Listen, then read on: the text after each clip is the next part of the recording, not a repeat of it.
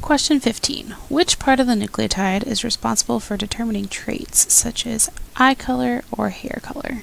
Okay, so nucleotide, heard that before. Remember that there's 3 parts. There's a sugar, a phosphate, and those nitrogen bases. Alright, and our nitrogen bases are adenine, thymine, cytosine, and guanine. Okay, looking at our cheat sheet images, we have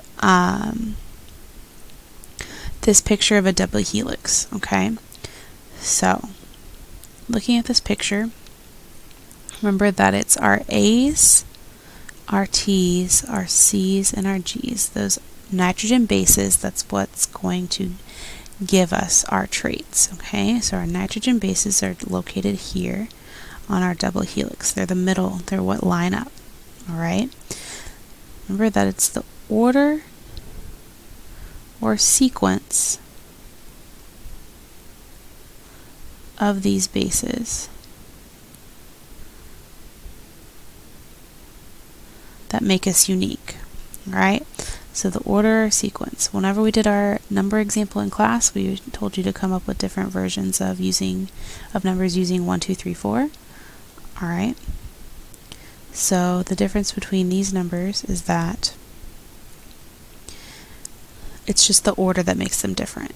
Alright, we say using the same digits 1, 2, 3, and 4, but the order is what is making them unique from each other. So looking at our answer choices, we have the number of bonds that holds the DNAs together. We don't care about the number of bonds. B, the sequence of bases in a DNA strand. That's a good phrase there. C, the number of carbons in a DNA strand. Don't really care about carbons. D, the sequence of phosphates in a DNA strand. We don't care the sequence of the phosphates, all right? The bases, the nitrogen bases, is what holds our DNA, okay?